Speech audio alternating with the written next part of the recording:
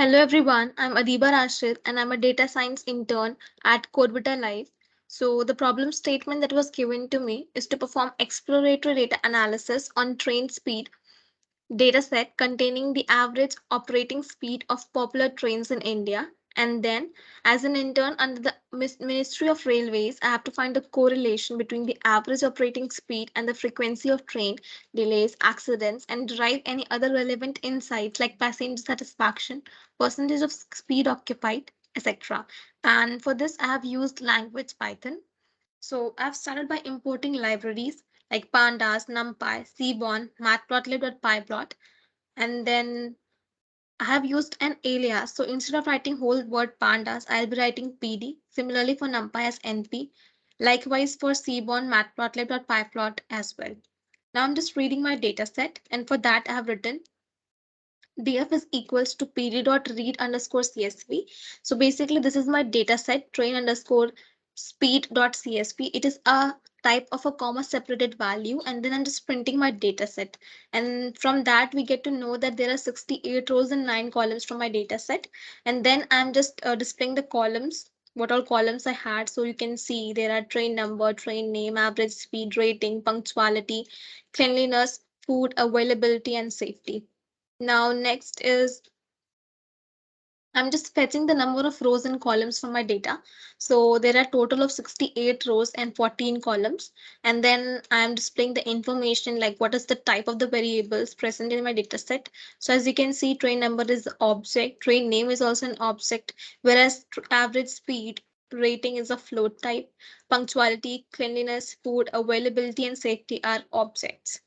Now, I'm just describing my data set. So from the describe function, it lets you know about the count, mean, standard deviation, maximum values. So as you can see, what I've told is what we have got. Now I'm just assigning my values like average speed to df dot average speed dot values, and for punctual it is df dot punctuality dot values. So I'm just assigning the values and setting size to make large graphs for ease of like visualization. And after that plot, I am just plotting a scatter graph to see if any clusters are there. So this is what we have got. From the visualization, it will make you clear understanding better. So this scatter plot shows like it displays the relationship between the overall ratings and the speed of the train. It describes that the trains with speed over 80 kilometer per hour have better ratings. But this result is not quite sufficient enough to reach up to a certain conclusion. So we are just trying another visualization method for better insights like a bar plot. So I'm just plotting a bar plot, and on the x-axis I'm displaying rating, and on the y it's average speed. So this plot, as you can see, now I'm just refining the graph by decreasing the width, and default width of the bar is 0.8, and here I've used 0.05 as the width. And then on the y-axis it will be a rating, and on x-axis there will be average speed, and just plotting the graphs. And this is what you can see here. Now, conclusions that are drawn from this observation is that the speed limit of Indian trains are between 60 km to 90 km per hour range. Then trains having speed above 80 km have better ratings. This indicates that the high speed is preferred by the passengers because it saves traveling time. And in order to support our conclusion, we can also draw a regression type plot using regplot method. So I'm just plotting the reg plot, and here on the x-axis average speed is there, and on y-axis rating will be shown.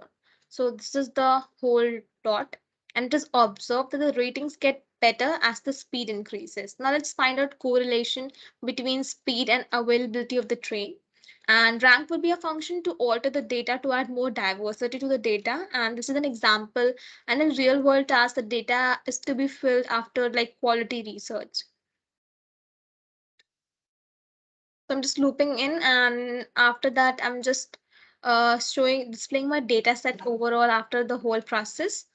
Then you can see this is what we have got, and these columns will be used for regression and to find the correlation. Then after that, this is the plot, and we do, as we can see that we have not like sufficiently, we haven't got the better insights from the data. This is the reason because the data set is quite small, or it is because the data for a particular labor has less diversity or variability. Now, to avoid this, we are using, like, you should use large data set or diverse data set.